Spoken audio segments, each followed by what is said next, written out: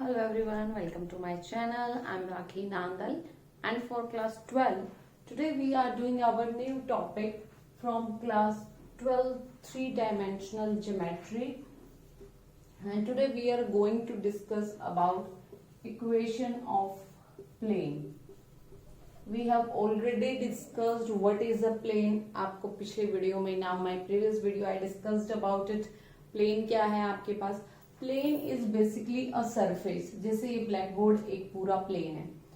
One more example we will take here, that is if you will take your this book and this is one plane. I am holding it like this. ये एक plane हो गया, ये फिर एक plane हो गया, एक प्लेन यहाँ हो गया. If I will keep it open like थोड़े थोड़े एंगल पे आप डिफरेंट प्लेन बना सकते हो. सो बेसिकली प्लेन क्या हुआ आपका? एक सरफेस हो गया. यानी कि आपको उस सरफेस की इक्वेशन निकालनी है. वहां पे कैसे क्या क्या चीजें हो रही हैं वो सब हम डिस्कस करने वाले हैं. So first thing is you need to imagine. Look this is 3D and we are doing it on 2D. So थोड़ी सी डिफिकल्टी तो आएगी, but make your imagination strong और फील करो कि ऐसे एक प्लेन है स्पेस में. तो देखो इक्वेशन ऑफ प्लेन कैसे लिखते हैं. अगेन पॉइंट कम्स कि भाई ओरिजिन तो चाहिए ही चाहिए. ठीक है, ये ओरिजिन है, यहां पे कोई प्लेन है, ऐसे हम ले लेते हैं. ठीक है, लग रहा है ये प्लेन है kind of. और ओरिजिन से इस प्लेन पे परपेंडिकुलर डालो तो this D is the perpendicular distance.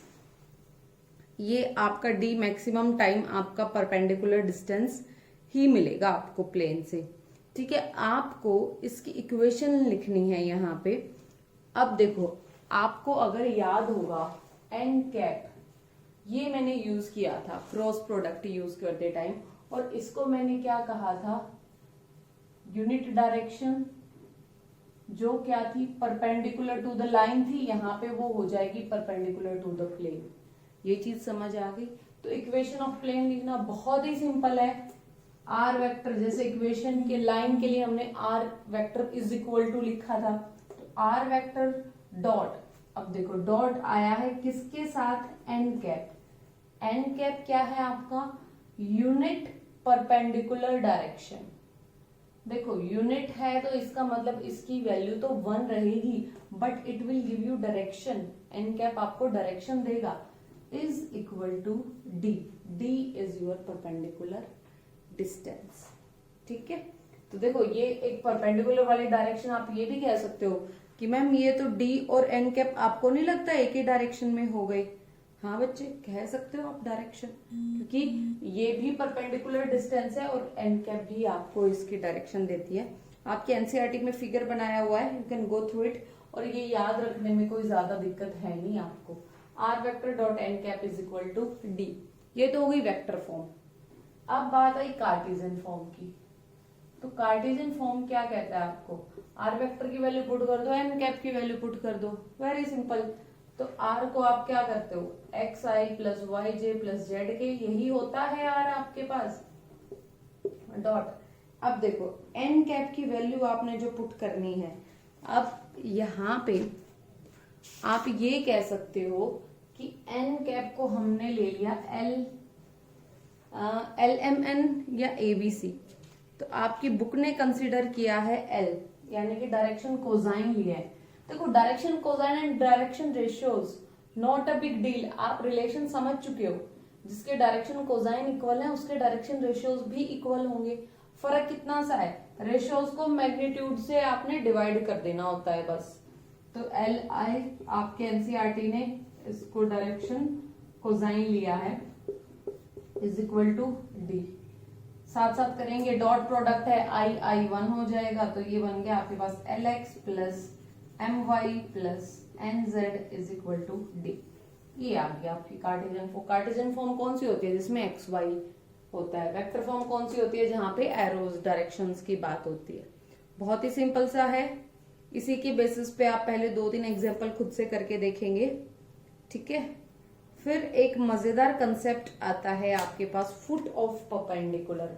जो क्वेश्चन थोड़े से इंटरेस्टिंग होने वाले हैं. अच्छा एक बात और, यहाँ पे क्वेश्चन में बहुत बार आपका जो ये मैं कह रही हूँ equation of plane, ax plus by plus cz इस फॉर्म में भी दिया हो सकता है, कोई दिक्कत नहीं है। L लिखना हो क्या लिख दोगे, a upon under root A square plus B square plus C square, ये लो बन गई फॉर्मेशन। और इसको इसकी जगह पे आप यूज कर सकते हो, कोई बड़ी बात नहीं है।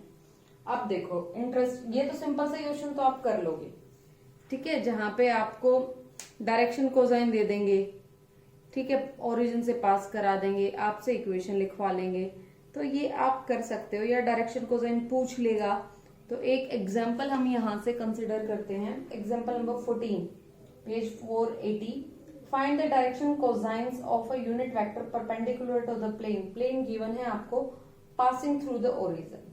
अब ये जो प्लेन गिवन था ना, अब ये प्लेन आपको कहाँ भी लाई कर सकता है, ये ओरिजिन से भी पास कर सकता है। यस इट कैन, ये प्लेन ओरिजिन से पास हो सकता है। अब प्लेन कैसे रहा होगा, इमेजिन कर लो, प्लेन ऐसे रहा होगा, ये कोई प्लेन हो गया ओरिजिन से पास। तो बताने आपको डायरेक्शन कोसाइन किसके, यूनिट वेक्टर के, जो इस प्लेन के परपेंडिकुलर होगा। तो इस प्लेन के परपेंडिकुलर क्या है, एन कैप, इसी के आपसे डायरेक्शन कोसाइन पूछे हैं। तो क्या गिवन है आपको यहाँ पे, देखिए प्लेन की इक्वेशन गिवन है, ये क्वेश्चन मैं आपको कराती हूँ। स्टार्टिंग में थोड़ा सा लगेगा आपको, but when you will do 2-3 question तो आपको समझ आती जाएंगी चीजें। तो चलिए इसको इस फॉर्मेशन में लेके आते हैं। r vector dot 6i minus 3j minus 2k is equal to, it will turn into -1। बट ये क्या है, ये तो डिस्टेंस है, डिस्टेंस आपका नेगेटिव में नहीं होता है, तो इस नेगेटिव को इधर ले आओ, ये माइनस ये प्लस, समझ आया, साइन आपके चेंज हो गए हैं। अब क्या हो गया, इस फॉर्मेशन से इसको कंपेयर करो तो एन कैप क्या है, यही है, और इसके डायरेक्शन कोसाइन कैसे लिखोगे, ये अगर आपके पास n cap -6i plus 3j plus 2k, direction cosine कैसे लिखते हो आप, अभी अभी मैंने बताया था ए बी सी की फॉर्म में हो, -6 upon under root A square B square C square add करके आप सॉल्व कर देंगे। इसको सॉल्व करने पे आपके पास आ रहा है 636 9 449, डायरेक्ट लिख देती हूँ 7 3/7 2/7, ये आ गए डायरेक्शन कोसाइन, हो गया ना LX वाली फॉर्मेशन की तरह। तो LMN की वैल्यू आपने इस तरीके से निकालें, ये ध्यान रखना, यहाँ पे D can not be negative, तो इधर नेगेटिव ले आए हो आप, ठीक है। Next is find the distance from the origin. यहाँ पे आपको D की वैल्यू निकालनी है, तो कोई बड़ी बात नहीं है। D निकालने के लिए आपने क्या करना होता है, बस यहाँ पे जो भी आपको गिवन हो, देखो यहाँ पे इक्वेशन ऑफ प्लेन में अगर पूरी को आप 7 से करोगे तो डायरेक्शन कोसाइन तो 1/7 हो गया डिस्टेंस। तो जब यहाँ पे बच्चे आपके पास LMN आएगा तभी D आएगा, ये ध्यान रखना। आप ये भी कह सकते हैं मैम ये क्या कंफ्यूजन है कि कहीं ABC, कंफ्यूजन नहीं है बच्चे, मैं सिर्फ ये कह रही हूँ कि एक फॉर्म से दूसरी फॉर्म में जाया जा सकता है। जब यहाँ पे आपके डायरेक्शन कोसाइन आएंगे तो ये D परपेंडिकुलर डिस्टेंस होगा। तो नेक्स्ट क्वेश्चन में यही पूछा है आपसे कि आपने परपेंडिकुलर डिस्टेंस निकालना है, निकाल लोगे, कर लोगे। एग्जाम्पल नंबर 16 बहुत अच्छा क्वेश्चन है, ये मैं आपको कराती हूँ। Foot of perpendicular from the origin to the plane, हो क्या रहा है कि, let me clean the board. So condition क्या है आपके पास, आपको ये इक्वेशन ऑफ प्लेन गिवन है, आपको निकालना है फुट ऑफ परपेंडिकुलर, यानी कि जो भी प्लेन है, हमने ये जो D और N कैप निकाले थे वो यही ओरिजिन से परपेंडिकुलर ही डाला था यहाँ पे, तो ये पॉइंट आपको निकालना है भाई, ठीक है, ये मेन काम है। अच्छा क्वेश्चन है, तो इस पॉइंट को कह देते हैं x1 y1 z1। अब ये जो पॉइंट है आपका, ये इस परपेंडिकुलर पे भी लाई कर रहा है और ये पॉइंट आपका प्लेन के अंदर भी लाई कर रहा है, ठीक है। तो सबसे पहला काम क्या करते हैं, हम लिखते हैं प्लेन की इक्वेशन को नॉर्मल फॉर्म में, जो हमने पढ़ी है नॉर्मल फॉर्म, यानी कि जब डायरेक्शन कोसाइन बना दोगे आप इसको तो D आ जाएगा, D परपेंडिकुलर डिस्टेंस है, तो वो होती है आपकी नॉर्मल फॉर्म। तो इसको नॉर्मल फॉर्म में लिखते हैं सबसे पहले, कार्टेशियन फॉर्म है, एज इट इज चलने दो, 6 है, पॉजिटिव है। अब क्या चाहिए मुझे, इसको पूरी मैग्नीट्यूड से डिवाइड करना है, पहले मैग्नीट्यूड निकाल लेते हैं। 2 का स्क्वायर 4, 3 का स्क्वायर 9, 4 का स्क्वायर 16। ये बन गया आपके पास 9 4 13 और ये होगा 29 √29। 2 upon √29x, 3 upon √29x plus 4 upon √29x, 6 upon √29। तो ये आ गया आपके पास नॉर्मल फॉर्म। और ये डायरेक्शन कोसाइन क्या है, 2 अपॉन √29 है ना। तो चलिए ये चीज समझ आ गई आपको। 2 अपॉन 29 लिख दोगे, माइनस 3 अपॉन √29, 4 अपॉन √29। अब एक बात मुझे बताइए, ये जो पॉइंट है आपका, ये आपका प्लेन पे और लाइन पे दोनों पे हो गया। अब कह रहा है आपको कि अगर ये जो लाइन है और ये जो प्लेन है, ध्यान से सुनिए मैं क्या कहने की कोशिश कर रही हूं, तो जो इनके डायरेक्शन कोसाइन है इस पॉइंट के, वो direction cosine and direction ratios they are always proportional. हमने पढ़ा था कि लैम्डा टाइम्स अगर आप डायरेक्शन रेशियोज को मल्टीप्लाई कर दोगे तो डायरेक्शन कोसाइन आ जाएंगे। प्लेन के ऐसे निकाल रहे हो आप, देखो ये आपके डायरेक्शन रेशियोज हैं, किसके, प्लेन के। ये डायरेक्शन कोसाइन है, किसके, प्लेन के। अभी लाइन की बात नहीं कर रहे हो, सिर्फ प्लेन की बात करते हैं। तो एक बात बताओ, ये दोनों प्रोपोर्शन है ना, है 1 अपॉन √29 टाइम्स प्रोपोर्शन है। तो बस इसी चीज का यूज किया कि ये डायरेक्शन रेशियोज जो थे आपके और direction cosine, these are proportional. ठीक है। अब हुआ ये कि ये जो पॉइंट मैंने लिया है यहाँ पे x1 y1 z1, ये जो पॉइंट है ये भी इक्वेशन पे लाई कर रहा है प्लेन पे। तो x1 अपॉन इसके डायरेक्शन कोसाइंस, y1 अपॉन ये जो मैं कह रही हूँ प्रोपोर्शन है, उसकी जगह पे वैल्यू पुट कर लेंगे हम, कोई भी लैम्डा के कुछ भी ले सकते हो आप, z1 upon is equal to के, कोई कांस्टेंट होगा। समझ आया क्या किया, डायरेक्शन कोसाइन और direction ratios of a line are proportion.